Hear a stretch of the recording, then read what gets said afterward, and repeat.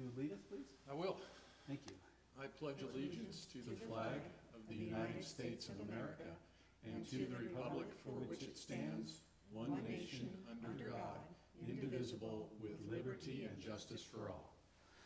Thank you. Roll call. Commissioner West? Van Essen? Present. Collins? Martin? Here. Salchuk? Here? Stevenson? Here. Very good. This is a time of our meeting where we make the podium available if there's anybody that'd like to discuss something that is not on our agenda for the evening. Would either of you like to address the commission? Okay, very good. We will move on. Approval of minutes from last month. Did we have a chance to review them, and do we have a motion? Yes, I will move to approve. Okay. Would you like to second that? I second that. Very good. Oh, let me open the voting. Here we go. Okay. Perfect, thank you. Very good, thank you. We have the minutes approved. And we will move into a public hearing. This will be for Jake's Place, a Cigar and Whiskey Lounge. And the way that this will go is that having introduced the public hearing, I will ask for testimony from the applicant, if the applicant would like to do so. And then those in favor can give testimony, those in opposition, and then a rebuttal by the applicant, if necessary, can also be given. And we'll close the public hearing. Our commission will discuss the item, and then no further testimony will be given at that point. We will make our vote. The vote of the commission can be appealed to the city council. And if you want to, if anybody needs to do that, you can look us up after the meeting. We can give you directions on how to do that. So with that said, Director Zeidevart, please introduce the Thank you, Mr. agenda Chairman, item. fellow commissioners. I'd like to introduce the staff report into record this evening. The request here in front of you tonight, if you go ahead and put that up, Hunter, thank you, is for a conditional use permit to approve a cigar and whiskey lounge at 202 East Main Street. It's in the downtown area. You guys probably all know the place. It is currently Events 22. If you want to go way back in time, it was Ripon Auto Center. Ripon Auto Parts used to operate out of that building. And when Ripon Auto Parts had it, they did lease some of it out at one point to a hair salon. So it was two spaces some time ago. Events 22 moved into the building and kind of converted it back into one commercial space for their needs. Now they're moving forward with trying to divide the building in two to have two different suites.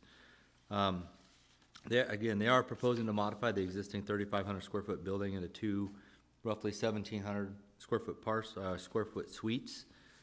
The other such uses do require a use permit for a bar, cigar lounge bar type of use in town, since they are not a bona fide restaurant with a full kitchen in place. They do have to get a use permit to serve alcohol and have the cigar lounge, so that's why they're here in front of you this evening. The parcel is located at 202 East Main Street, and it is actually in the M2, or Heavy Industrial District. Some time ago, I think because it was the auto parts store and the auto repair shop at the end there, that heavy industrial zoning did come kind of underneath the overpass there and kind of had those two parcels as heavy industrial.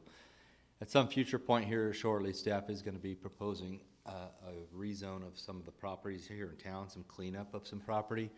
This will be one of the sites that we're going to look to rezone to the downtown district, along with probably a dozen other sites around town. So that'll be in front of the commission at some point. Let's see, the applicant, let's see if I can get to this next slide here, if I can operate this thing.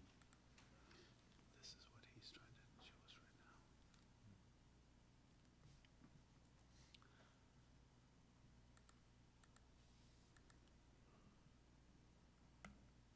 Struggling with my,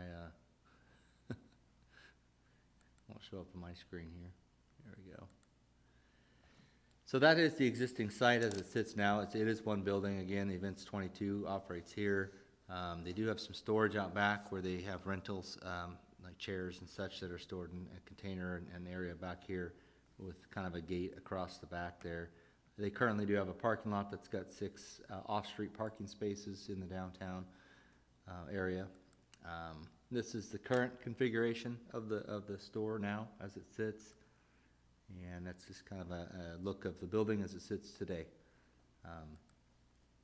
The proposal is to chop it kind of almost directly in half. There is a couple doors already there, so they would just utilize one door for the new suite here, and they do have another door over here for Events 22. There's kind of an area here where there is a cutout through the wall. Most likely they would be covering that back up to create the 2 different suites. You can see they anticipate moving some of their storage for Events 22 to directly behind the new suite and keeping the area behind the new proposed cigar and whiskey lounge for an outdoor patio area that they would like to put in.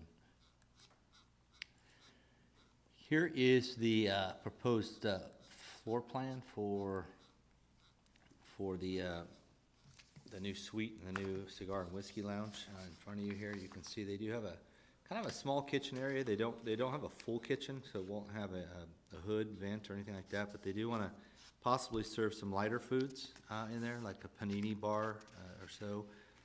And they do have just different lounging areas and a bar area. They will be putting in an ADA bathroom in this suite. And you can see at the very back, they do have a door that goes out to a kind of a proposed patio area out back.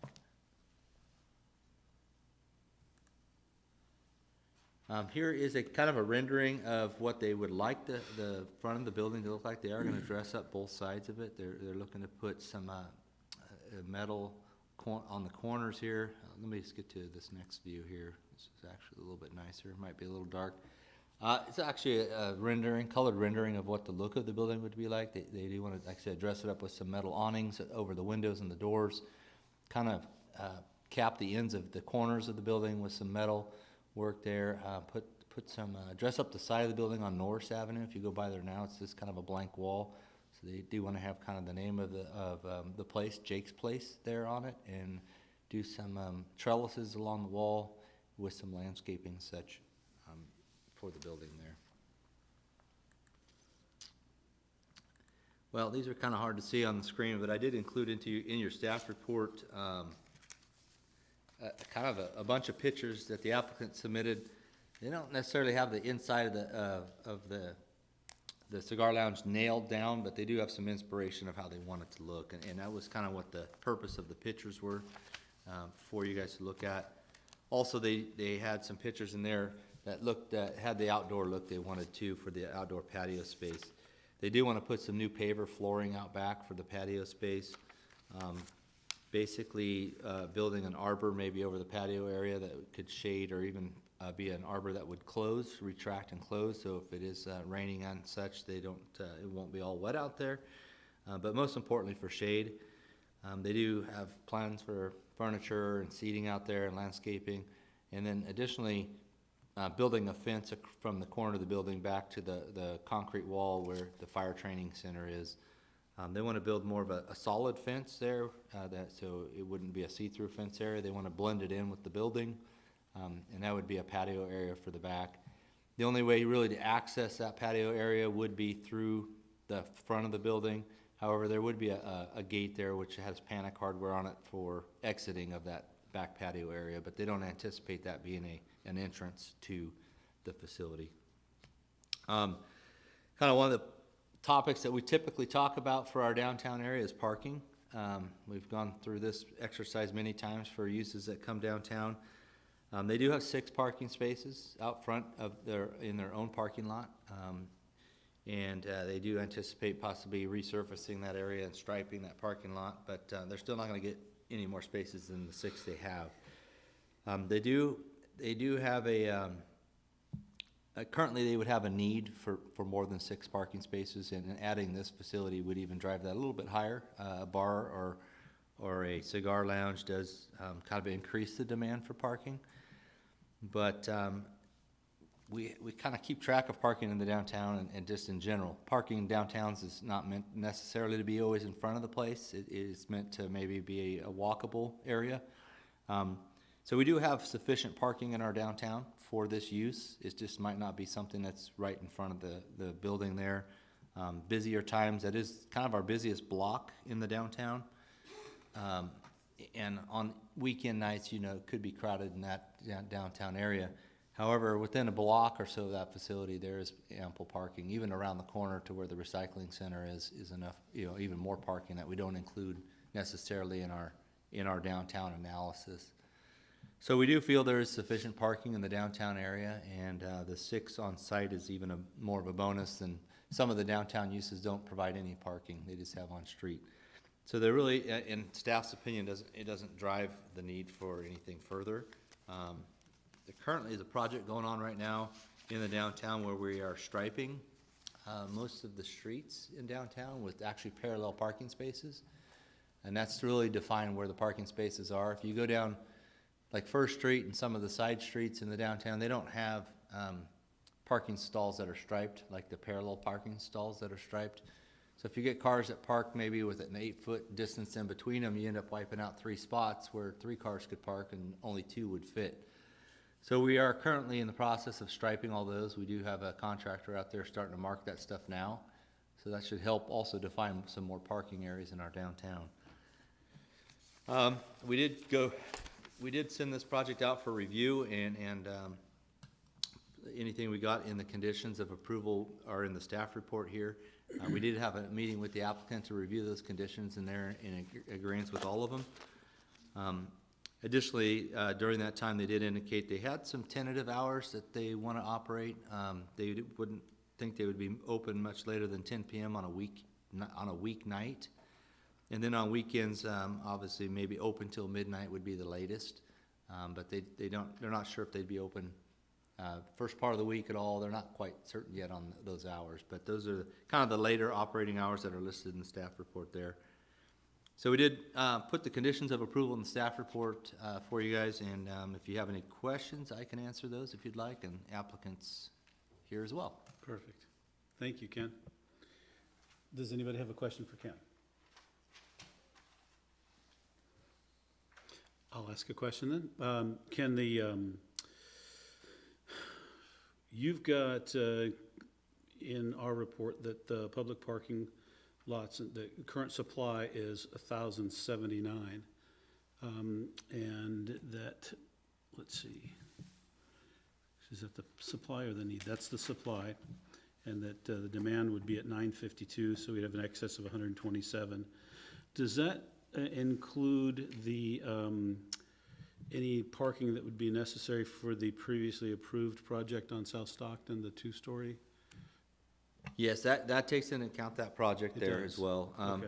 Just keep in mind, our downtown area is really defined by Acacia Avenue, where Ripon Elementary is, and Ripon High School, all the way to the overpass. So when we look at downtown parking availability and demand and supply and demand, we look all the way in that whole area. So like I said, that is the most impacted block in that downtown area with all the restaurants that are there and the night uses. But there is ample parking in the downtown. It just could be, you might be parking 2 blocks away or even around the corner in the recycling center lot.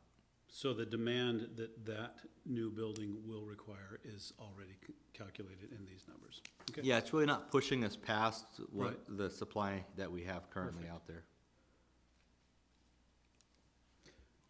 Anybody else have a question for Ken? No? Very good. Would the applicant like to address the commission? Sure. And if so, please take the podium, state your name and address, and then give your testimony. She did warn me that don't give her the microphone. Pretty passionate project, so I'll try to keep it as brief as possible. Thank you all for being here and willing to listen to our project today. We appreciate it. So real quick on the parking, I thought would be kind of an important. Can you give us your name and address first, please? Oh, I apologize. That's okay. It's Michelle Classer, and my home address, 1796 West 4th Street. Thank you. You're welcome. The parking thing, with the hours that we're trying to possibly create for Jake's Place, we're hoping that we're not going to be overlapping with Events 22. So it would free up those spots for that business to have those extra spaces without us taking too much Morris Street. I mean, I'm hoping that we'll have to take up a few street spots. That's the plan. But we also have 3 employees that work at Events 22 on a regular basis that occasionally will take up 1 or 2, 3 of those spots on the side street, which is Norse. So we figure those will be free up once they're gone. So we figure we'll probably be able to manage the parking at some point, you know. And it's not convenient if you can't park right out in front of a place, but I'm a consumer and I like to go out to places, and if I really want to go someplace bad enough, if I have to walk a half a block and see cool shops and things along the way, it's kind of worth it, you know, so it's not so bad. So our project, my husband and I had this epiphany right before COVID that we wanted to do something different with our building for our future, other than Events 22, which is an extremely labor-intensive job.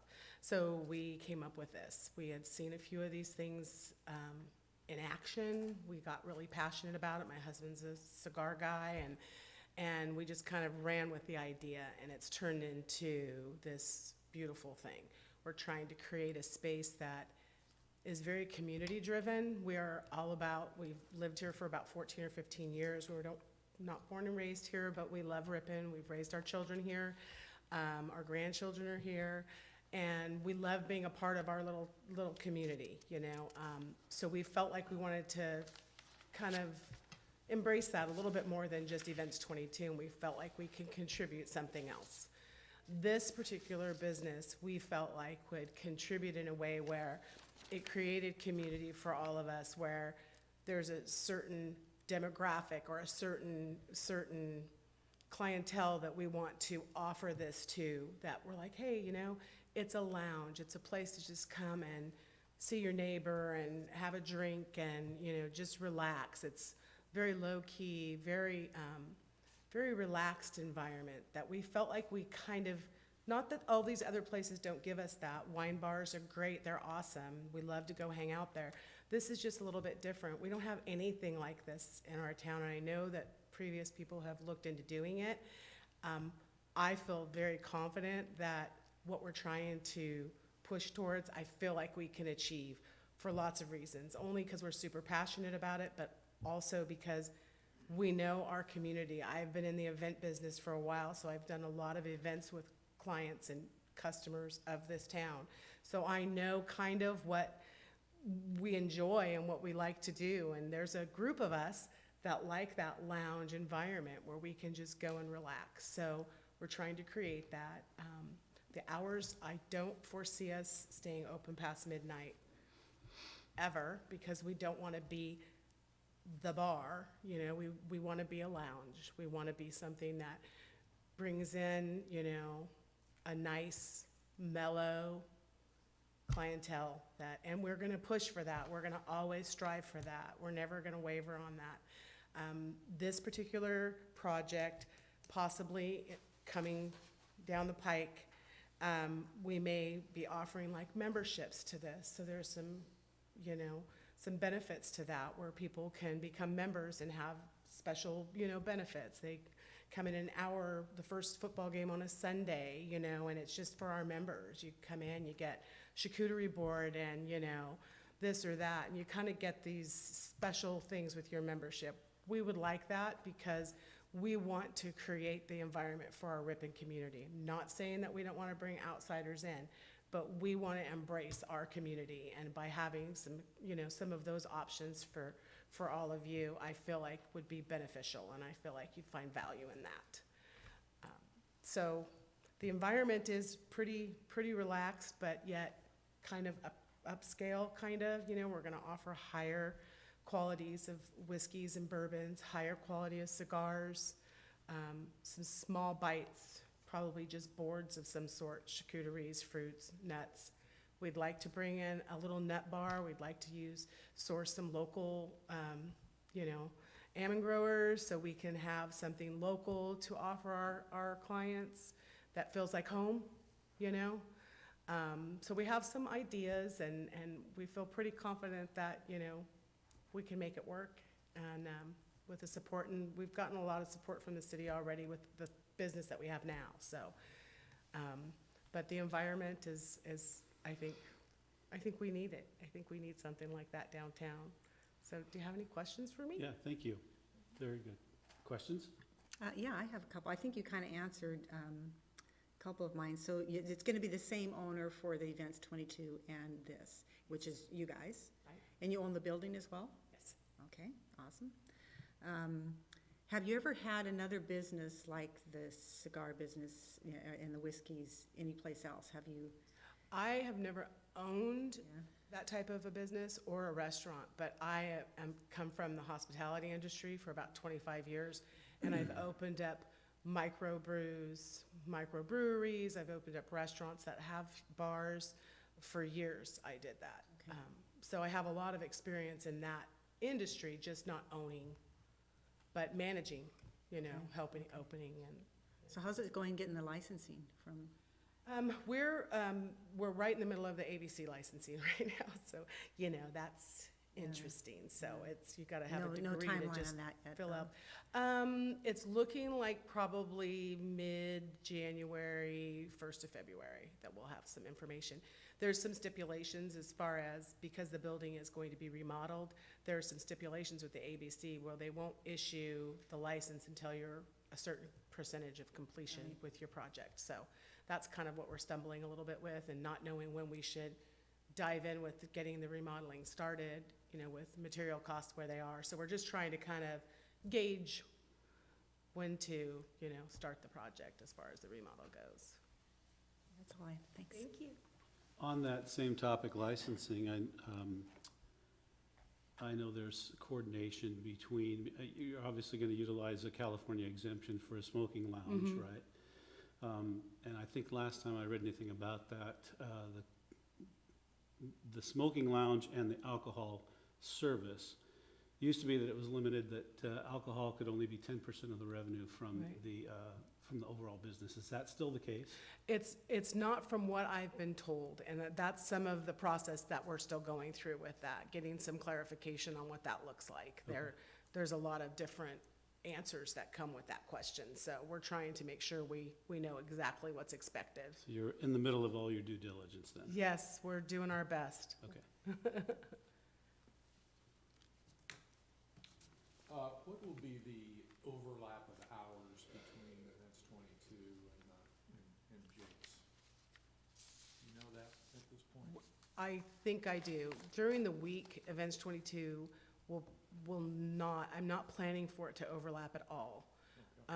I'm considering, right now, we close at 5, not a whole lot goes on after that, so I'm thinking if we closed at 4, that'd be perfect timing, because then Jake's would open up at 4.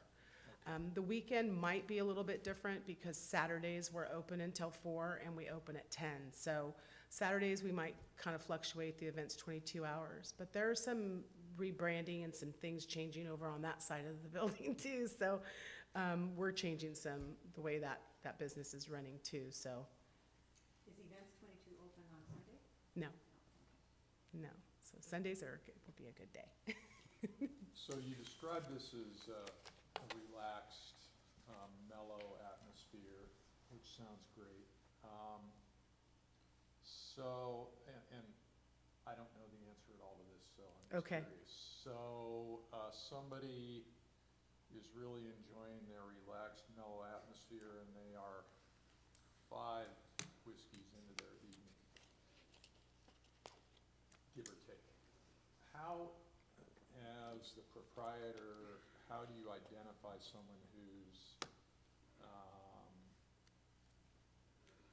Had too much to drink. inebriated, had too much to drink, Mhm. maybe wanting to get back in their car and drive home or wherever? Right.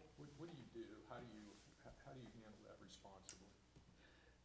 So I think first part of that is we're trying to educate ourselves on the proper interjection when we're serving alcohol, following how many drinks people have had and the amount of time they've had. We've been doing a ton of research on that, because I think that's where it starts. So we don't have to get to that, okay, now we have to, insert ourselves in some manner.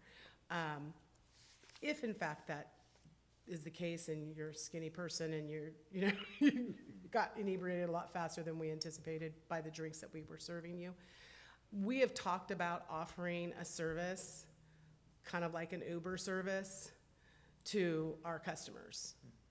Not just open out there, hey, there's an Uber service, so come in and get as drunk as you want. More so one of those things where it's like, hey, you know what, you've had too much to drink, let's get you an Uber, let's get you home.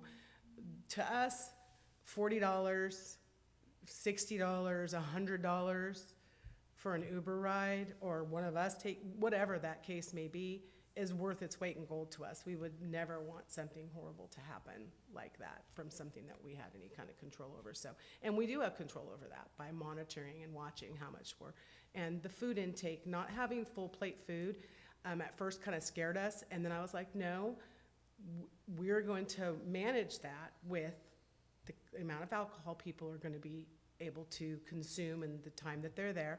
And we're going to offer those food options, small bites, stuff to keep food, you know what I mean? Constantly keeping, that's why we wanted to do the almonds and the nuts, because we thought, okay, so as you're eating, at least there's munching on stuff, so it kind of helps soak up the alcohol. It doesn't make them sober by any means, but it does slow the process down a little bit. So I think that we're really gonna try our very best to monitor that. And right now, to be honest with you, we have no plans on having employees in the business right now. It's strictly gonna be ran by our family. So we have grown children, and we wanna run it. So we want it to be family. We want people to know that the Classer family owns it and that it's ran by us. So with that, we take great pride in that. So we're gonna be very, very diligent on watching that stuff. I appreciate your response. It gives evidence you've given a lot of thought to that exact issue. Yeah. Yeah, you want to make sure. Thanks. Good. Thanks. Any more questions? No? Thank you very much. You are very Appreciate welcome. it. Thank you. Okay, we'll close the public side of it. And any other discussion? I like the design. I think it's a nice improvement to the building. It'd be a nice add for that corner. I have a question for Kenny. Has anyone ever had any conversation with the fire department about utilizing some of their surface area training facility for after-hours parking, renting ground from them? Has that ever come up?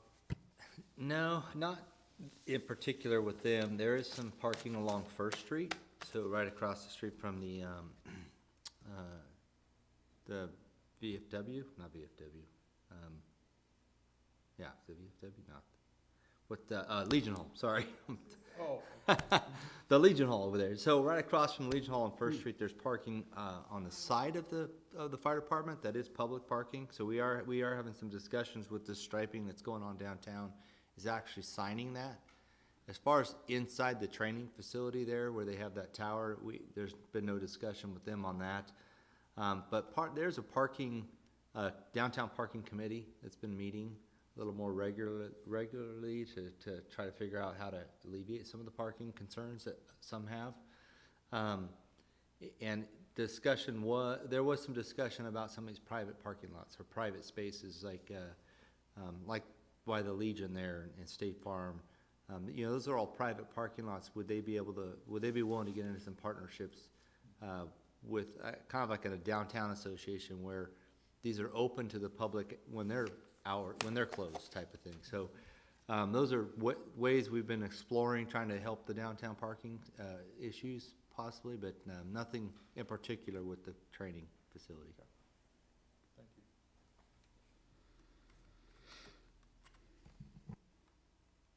One of the questions I've been asking applicants has been about the conditions of approval. But you mentioned it in your statement that they understand all of the conditions of approval and have committed to making sure they meet all of those. Yeah, and let me just add a couple things, and Michelle did a great job, but it's one of the things first of all, they need to secure their use permit with the city before, like, ABC will finish their process. So they can't get their alcohol license until ABC knows that the city's okay with the use that's going there. So although they might not be through that whole process, they have to kind of secure this to go to that next step. Sure. So that's why they're here now, and not quite sure when they're gonna get the ABC license, and also when they're gonna start some of the improvements. She said there's a lot of timing issues there. So this is kind of one step in their process. And then also the parking, like I said, parking's always been a big topic for downtown. What's in the staff report, obviously, is, you know, we have parking generation manuals that say a retail use is 4 spaces per 1,000, a restaurant is 10 spaces per 1,000, and that's average, right? That's just an average. Some restaurants might require more than that, some might be less. The analysis that we did, though, for parking in the downtown assumes that every business is open at the same time and they're all completely full. If that's the case, then we probably are gonna get tipping to the point to where the supply is not the demand exceeds the supply. You know, there's, like I said, I'm not gonna argue there's a parking problem or not. Everybody's perception on that's a little different.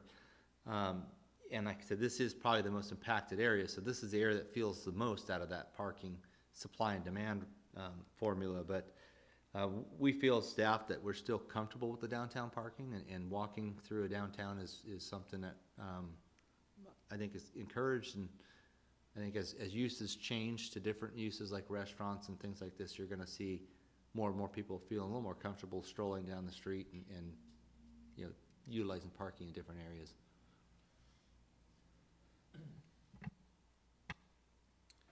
Very good. Anything else for Ken? Okay.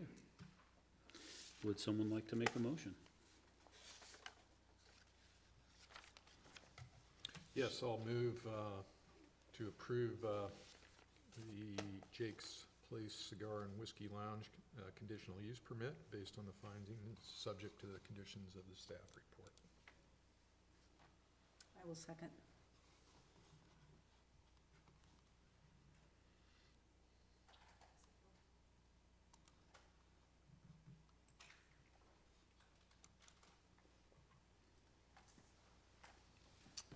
Congratulations, and best of luck to you guys through the Best entire wishes. process.